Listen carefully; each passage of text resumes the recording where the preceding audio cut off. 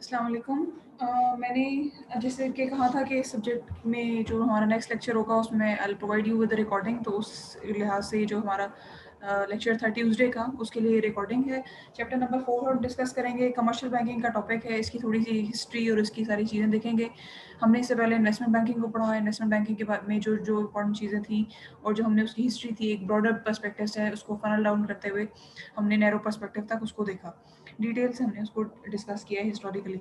उसकी प्रोडक्ट्स वगैरह पे भी हम नहीं आए, वो हम साथ-साथ मतलब पैरेलल पे हमने जैसे हम पहले डिस्कस किया था कि हम साथ-साथ चलाएँगे चीज़ों को, क्योंकि वी हैव मतलब टू मतलब कैटर बोथ साइड्स ना, कमर्शियल बैंकिंग को भी साथ लेके चलना है और इन्वेस्टमेंट बैंकिंग को भी साथ लेके चलना है। तो इन्वेस्टमेंट बैंकिंग की हिस्टोरिकल पर्सपेक्टिव हमने डिटेल में देखा, अब हम कमर्शियल बैंकिंग को देख लेते हैं। इसका भी जो जहाँ तक हम मतलब प्रीवियसली जहाँ से ये स्टार्ट हुआ वहाँ से हम इसकी चीज़ें देखते हैं। हमें जो इसका ऑर्डिनेंस है, बैंकिंग कंपनीज़ ऑर्डिनेंस जो स्टेट बैंक ने दिया है 1962 का, वो क्या कहता है, उसको देखते हैं। उसके बाद हम फिर स्टेप बाय स्टेप पैरेलल पे इन्वेस्टमेंट बैंकिंग और कमर्शियल बैंकिंग की जो इम्पोर्टेंट प्रोडक्ट्स हैं और जो इम्पोर्टेंट चीज़ें हैं वो हम डिस्कस करते जाएँगे। ठीक है? ये सब्जेक्ट थोड़ा मनी बैंकिंग से डिफरेंट है बिकॉज़ वहाँ पे फोकस डिफरेंट है, यहाँ पे focus is on the commercial bank. तो अभी हम ये देखते हैं, ये जो चैप्टर है जो हम स्टडी करेंगे प्योरली कमर्शियल बैंकिंग पे है। और जैसे मैंने आपको बताया था कि वो जब दूसरी किताब थी इन्वेस्टमेंट बैंकिंग की, जहाँ से मैंने वो चैप्टर डिस्कस किया था, हिस्टोरिकल जो इंट्रोडक्शन था और हिस्टोरिकल पर्सपेक्टिव था इन्वेस्टमेंट बैंकिंग का, ये जो चैप्टर है is about commercial banking. Commercial banking के बारे में बात करेंगे, जो रिलेटिव हिस्ट्री है, जो रिलेटिव ऑर्डिनेंसेस या एक्ट्स हैं उसके मुताबिक बात करेंगे। तो ये जो चैप्टर है ये बनाया, ये इसकी जो डिटेल्स हैं वो मैंने ली हैं यहाँ से, practice and law of banking, बड़ी अच्छी किताब है बैंकिंग प्रैक्टिसेस की।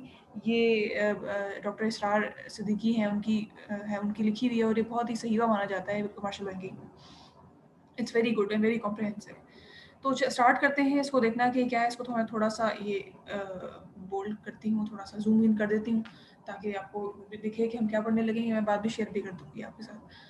तो बात ये है कि जो सबसे पहले जो हम देखते हैं कमर्शियल बैंकिंग और उसकी डेफिनेशन और वो क्या है और किस तरह से हमें पता चलता है कि वही कमर्शियल बैंक है क्या है। क्योंकि हमने पहला लेक्चर अगर आपको याद हो तो इतनी डिटेल्स पढ़ी थी, उसमें इतने टाइप्स के बैंक पढ़े थे, लेकिन हमारा फोकस हर बैंक तो नहीं है, हर किस्म का बैंक तो नहीं है। हर एक किस्म के बैंक के लिए और हर टाइप के लिए आपको लेजिस्लेशन और रेगुलेशंस मिलेंगी। हमारा focus is on commercial banks. तो कमर्शियल बैंक्स में हम देखते हैं कि हमारे जो रेगुलेटर है स्टेट बैंक ऑफ पाकिस्तान, वो हमें किस तरह से रेगुलेट करता है। तो उस कमर्शियल बैंक्स के को रेगुलेट करने के लिए स्टेट बैंक ने बैंकिंग में ये जो बैंकिंग कंपनीज ऑर्डिनेंस है 1962 दिया, ये फॉलो किया जाता है। इसके सेक्शन नंबर 7 के मुताबिक जो ये सारी एक्टिविटीज़ आपको इसके ये एग्जैक्टली वहाँ से सेक्शन लिया गया है। इसमें ये बताया गया है कि कौन-कौन सी एक्टिविटीज़ हैं जो कि एक कमर्शियल बैंक कर सकता है। देखो, हर बैंक अपने जो एम्बेड है, जो अपना स्कोप है, जो अपनी उसकी एक्टिविटीज़ हैं, उसके लिहाज से वो एक से दूसरे से फ़र्क है। इसीलिए फ़र्क करता है ना, क्योंकि कमर्शियल बैंक की activities are limited to certain activities. Investment bank की जो है वो स्कोप डिफरेंट है। इसी तरह डिफरेंट बैंक्स हैं।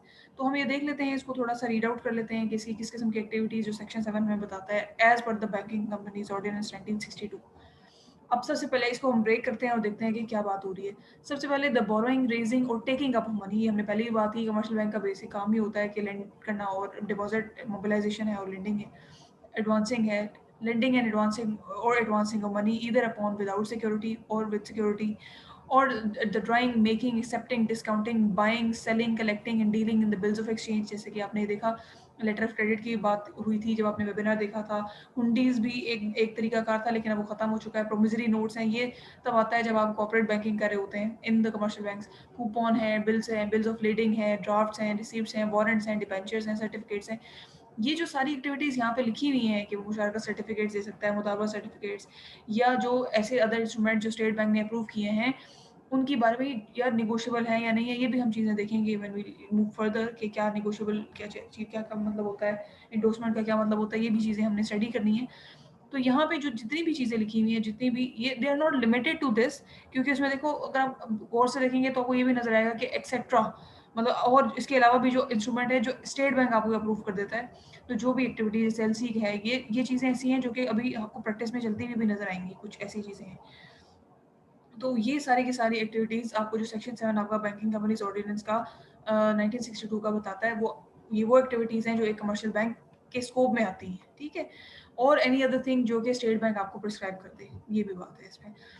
फिर उसके बाद ये जो सब एक्टिविटीज़ हैं इसमें फॉर एग्ज़ाम्पल जैसे देखो एक सेक्शन ए का ही सब पार्ट है कि the providing of finance as defined in the banking tribunal ordinance, इस ऑर्डिनेंस के तहत ये भी चीज़ उसकी यानी कि बैंकिंग ऑर्डिनेंस के स्कोप में है।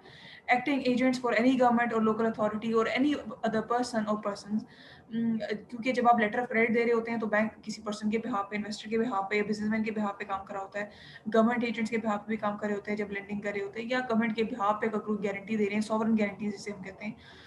The carrying of an agency business of any description including the clearing and forwarding of goods, जैसे हमने bill of lading LC की बात की, giving of receipts and discharges, and otherwise acting as an attorney on behalf of the customers but excluding the business of managing agent or treasurer of the company।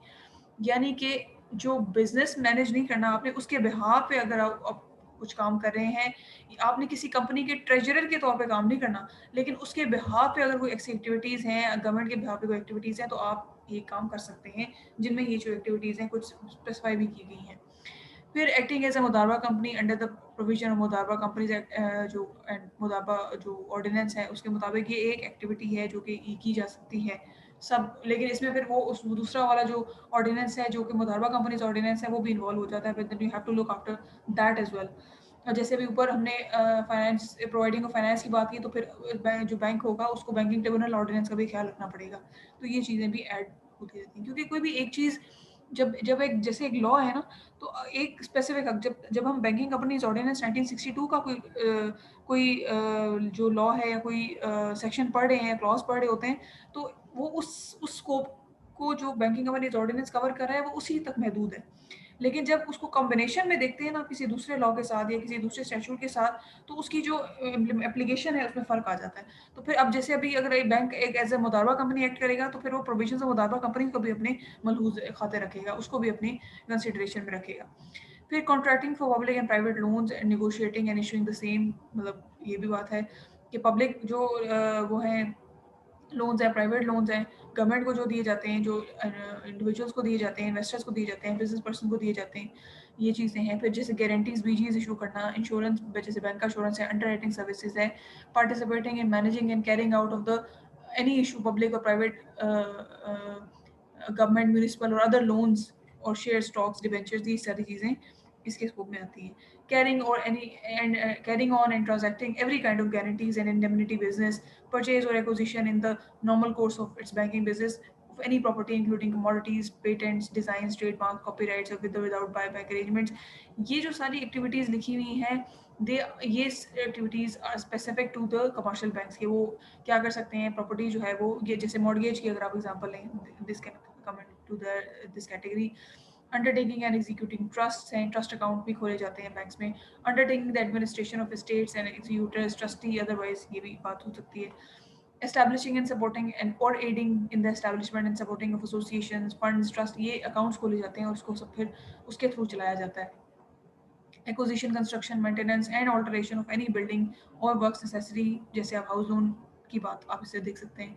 Selling, improving, managing, developing, exchanging, leasing, mortgaging, disposing or turning into account or otherwise dealing with all any part of the property and rights of the company। जो activities relate कर रही हैं जो इसके embed में आती हैं with relate to company, company के बिहाफ पे उसने इंडिपेंडेंटली काम करना है, कंपनी के लिए काम नहीं करना, कंपनी को सर्विसेज देनी है उसने बेसिकली। फिर ये है देखिए नेक्स्ट में doing all such other things as are incidental or conducive to the promotion or advancement of the business of the company, any other form of business which the State Bank of Pakistan अगर जो prescribe करेगा। यानी कि ये maximum चीज़ें इसमें cover करने की कोशिश की गई है, लेकिन चूंकि ये जो लॉ को इस तरह ओपन रखा गया है कि जनरल रखा गया है कि जैसे 1962 के बाद जितनी भी जो डेवलपमेंट्स आती रही वो इसमें इजीली एडजस्ट होती रही और इजीली अकोमोडेट की जाती रही, क्योंकि डिफरेंट प्रोडक्ट्स हैं, डिफरेंट एम्बेड्स में डिफरेंट, जिस तरह जैसे फॉर एग्जांपल डिजिटलाइजेशन है, उस हर चीज़ में उसको जिस जहाँ जहाँ स्टेट बैंक आपको सपोर्ट कर रहा है और आपको अलाउ कर रहा है, तो you indulge in such kind of activities as a commercial bank. तो ये बेसिक सी बात है, ये इसको दिखाने का और इसको बताने का मकसद ये था, ये याद करना इसका पर्पज़ नहीं है, इसको अंडरस्टैंड करना और एक दफ़ा आपकी नज़र से गुजारना वॉज द पर्पज़। फिर देखिए ये this was the purely legal, ये बेसिकली लीगल लैंग्वेज है, जो स्टैट्यूट है उसकी बात है, बेयर स्टैट्यूट से ऐसी प्रोविजंस उठाई गई हैं, ये लीगल लैंग्वेज है, ठीक है? इसका पर्पस को एक दफ़ा गो थ्रू करने का ये था कि हम देख लें कि क्या-क्या चीज़ें उसके एमेंड में आती हैं और किस तरह से ये लॉ जो है वो कॉन्स्टिट्यूट किया गया है, स्टैट्यूट को किस तरह से लिखा गया है कि 1962 का एक जो ऑर्डिनेंस है वो अभी तक वैलिड है, ठीक है? क्योंकि जो अपडेशंस हैं वो ईज़िली अपने अंदर एब्ज़ॉर्ब कर लेता है अटेंडेंस की सूरत में। फिर देखो अब इसको समराइज़ किया है यहाँ पर कि देखो जितनी भी हमने बातें ऊपर देखी ओवरऑल एक हमने बर्ड्स आई व्यू ही लिया।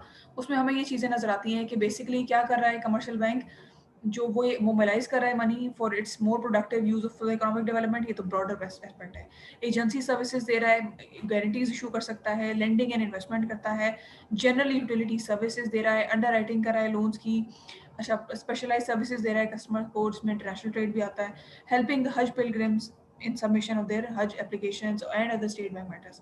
ये जनरलाइज्ड सर्विसेज हैं, अगर इसकी स्टेट बैंक इजाज़त देता है आप कमर्शियल बैंक को, तो कमर्शियल बैंक ये सारी चीज़ें कर सकता है, ठीक है? फिर क्या बताता है आपको ये जो ऑर्डिनेंस है वो ये कहता है कि commercial banks have constituted the most important source of institutional credit in the economy, क्योंकि बेसिक लेवल जो जिस जहाँ पे आपका कस्टमर इंटरेक्शन है, जहाँ आप डायरेक्टली डिपॉजिट्स को कलेक्ट कर रहे हैं, क्योंकि इन्वेस्टमेंट बैंक्स की स्कोप में ये चीज़ नहीं आती। तो डायरेक्ट आपका इंटरेक्शन विद द कस्टमर है, फिर वो इंस्टीट्यूशनल कस्टमर है या आपका इंडिविजुअल कस्टमर है। बेसिक आपका जो डायरेक्ट वो राब्ता है वो यहाँ इस पॉइंट ऑफ व्यू प्लेटफॉर्म पे हो रहा है। तो ये एक बेसिक सोर्स, एक प्राइमरी सोर्स कंसिडर किया जाता है इन पाकिस्तान।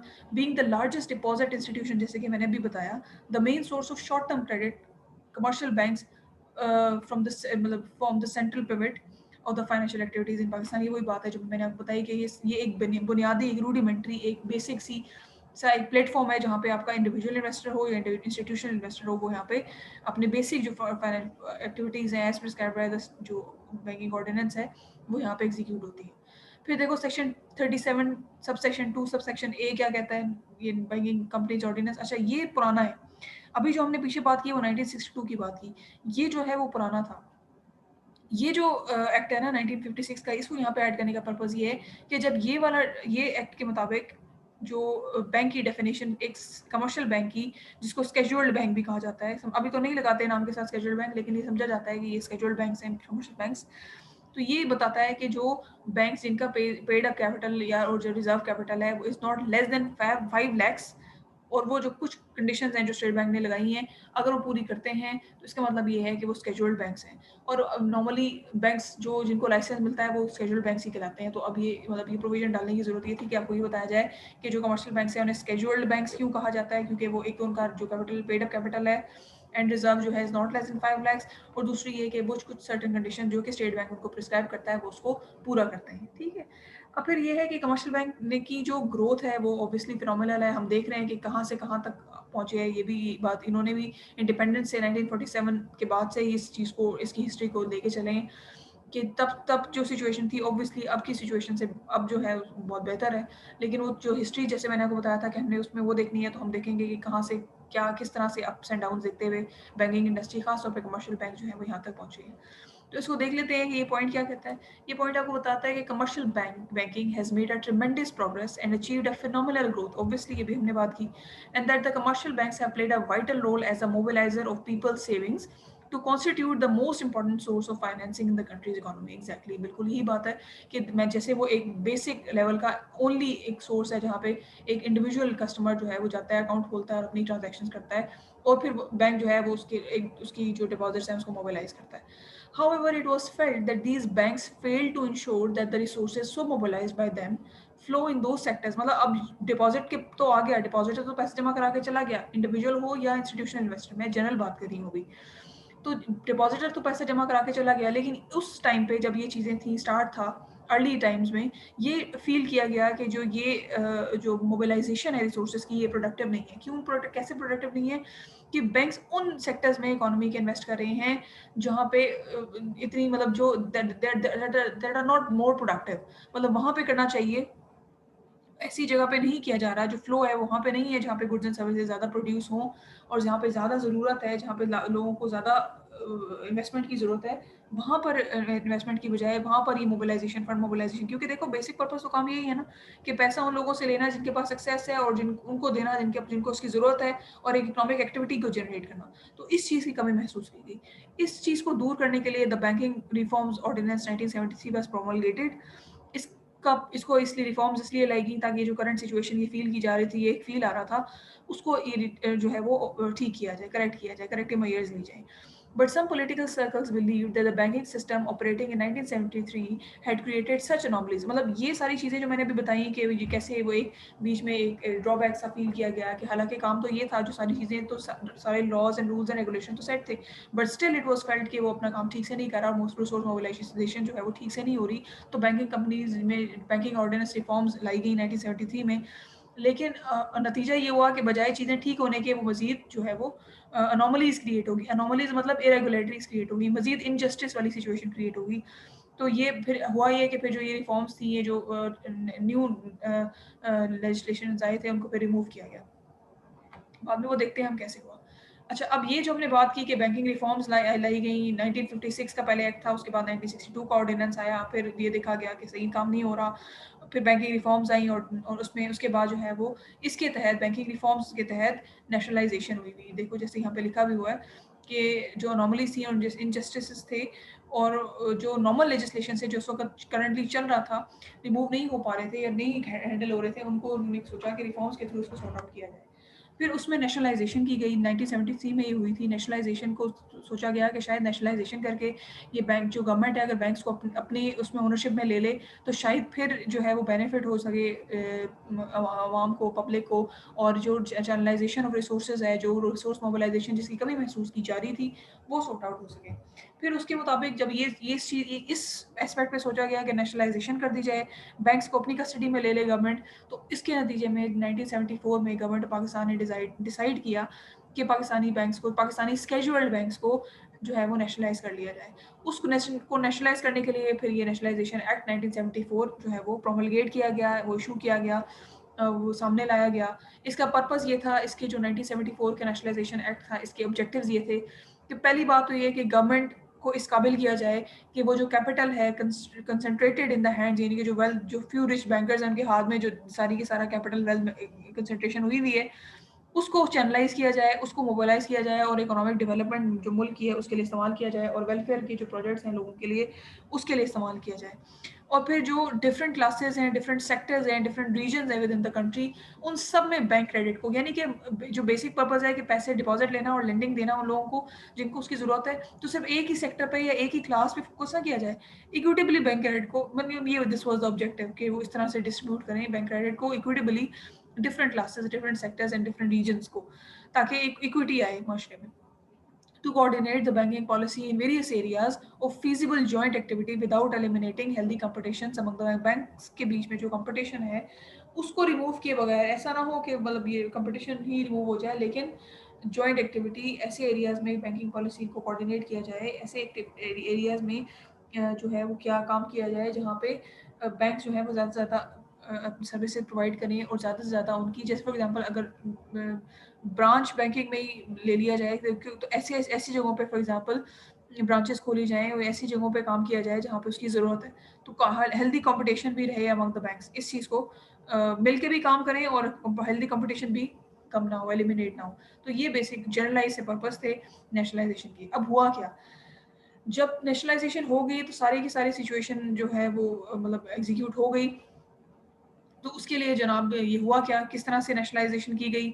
1974 में जब ये नेशनलाइज़ेशन एक्ट आया तो उसके सेक्शन 15 के तहत जो बैंकिंग काउंसिल है वो प्रिपेयर की गई। अब बैंकिंग काउंसिल का क्या काम था कि बैंकिंग काउंसिल का काम था कि उसने बैंक्स को ऑर्गेनाइज़ करना है, कैसे ऑर्गेनाइज़ करना है, क्या करना है, उसके लिए उन्होंने ये स्कीम दी 1974 में, अप्रैल में ये नोटिफ़ाई हुई। इसका पर्पज़ ये था नेशनलाइज़ेशन में, जो छोटे बैंक्स थे उनको बड़े बैंक्स में ज़म कर दिया गया और इसको 3 फ़ेज़ेज़ में किया गया। इसके नतीजे में 5 यूनिट्स बने। ये जो कहते हैं ना 5 बिग बैंक्स, ये उसके नतीजे में बने। जैसे एनबीपी है, एचबीएल है, नेशनल बैंक, हबीब बैंक, यूबीएल, एमसीबी और एलाइड बैंक। पहली फ़ेज़ में क्या हुआ कि 30 जून 1974 को जो बैंक ऑफ बहावलपुर है, ये बड़ी इंटरेस्टिंग बात है कि बैंक ऑफ बहावलपुर जो है वो मर्ज हुआ नेशनल बैंक ऑफ पाकिस्तान में। हबीब बैंक ओवरसीज़ जो था वो मर्ज हुआ एचबीएल में। प्रीमियर बैंक जो था वो मर्ज हुआ एमसीबी में। सरहद बैंक जो था वो मर्ज हुआ उसमें ऑस्ट्रेलेशिया बैंक में। अब ऑस्ट्रेलेशिया बैंक का जो है वो रीनेम किया गया अलाइड बैंक ऑफ पाकिस्तान। ठीक है?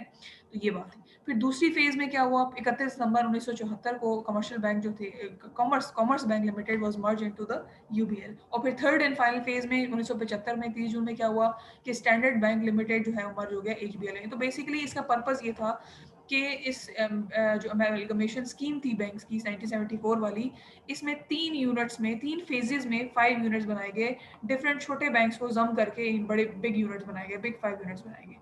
फिर उसके बाद ये कुछ पॉइंट्स हैं regarding the first women bank है, फिर हम डिस्कस करेंगे ये Pakistan banking council and it's resolution, ये भी एक चीज़ थी, ये भी एक हिस्ट्री में बैंकिंग कमर्शियल बैंकिंग हिस्ट्री में रही है। फिर नेशनलाइजेशन का एक इफेक्ट्स क्या हुआ है कि वापस हमें प्राइवेटाइजेशन की तरफ आना पड़ा। फिर ये एक्सचेंज बैंक्स क्या हैं, कोऑपरेटिव बैंक्स क्या हैं, फेडरल बैंक्स या कोऑपरेटिव्स ये क्या हैं, इनके बारे में हम फिर नेक्स्ट जो सेशन है हमारा, जो मैं अभी आपके लिए रिकॉर्ड करूँगी, उसमें मैं आई लेट यू नो कि ये क्या चीज़ है। तो इसको हम इस तरह से डिस्कस करेंगे। और फिर हमने ये तो हम आउटर मतलब स्ट्रक्चर देख रहे हैं ना कि किस किस्म क्या हिस्ट्री थी, किस किस्म के बैंक्स हमें कमर्शियल बैंक्स में अवेलेबल नज़र आते हैं, किस क्या-क्या नाम है, उनके क्या-क्या फंक्शंस थे, कौन से अभी एग्ज़िस्ट करते हैं, कौन से अभी एग्ज़िस्ट नहीं करते। एक दफ़ा हम इसको ज़रा गो थ्रू कर लें इस सिनेरियो को, फिर हम विदिन कमर्शियल बैंक आएँगे कि विदिन कमर्शियल बैंक क्या-क्या इंस्ट्रूमेंट्स हैं, किस तरह से क्या प्रूडेंशियल रेगुलेशंस हैं, किस तरह से बैंक ऑपरेट करता है, क्या-क्या एक्टिविटीज़ हो रही हैं, क्या-क्या स्टेट बैंक के तरीक़ाकार हैं। प्रूडेंशियल रेगुलेशंस तो मस्ट है, वो देखेंगे, वो लाज़मी है कि वो क्या चीज़ है। फिर उसके बाद वो कुछ बेसिक जो नेगोशिएबल इंस्ट्रूमेंट्स हैं, वो बैंक के अंदर क्या-क्या चलते हैं, वो देखेंगे। क्योंकि जो कमर्शियल बैंक है बिकॉज़ उनकी डेली जो इंटरेक्शन विद द कस्टमर, जो कस्टमर बेस थोड़ी ज़्यादा है, तो उनको हम ज़रा थोड़े डिटेल में डिस्कस करेंगे। एंड देन इसी तरह हम इन्वेस्टमेंट बैंकिंग के भी कुछ क्रिटिकल टॉपिक्स हैं, उनको डिस्कस करेंगे and then will close the subject इंशाल्लाह इंशाल्लाह। तो दिस वाज़ ऑल। अभी आज के लिए ये जो हिस्ट्री थी इसकी ये है। ये जो स्पेशलाइज़्ड चीज़ें हैं, फर्स्ट पेमेंट बैंक और ये जो बैंकिंग काउंसिल है जो भी डिसॉल्व भी हो गई हुई है और नेशनलाइजेशन थी वो खत्म भी हो गई हुई है, इसकी थोड़ी-सी बेस बनाएँगे और इसको and at the current point of time till now लेके आएँगे कि अभी क्या सिचुएशन चल रही है बैंक्स की। ठीक है? तो ये यहाँ तक हमारी आज की डिस्कशन थी। इसकी जो सेकंड पार्ट है वो मैं अभी थोड़ी देर में फिर अपलोड करूँगी इंशाल्लाह। तो अपना ख्याल रखें। खुदा हाफ़िज़।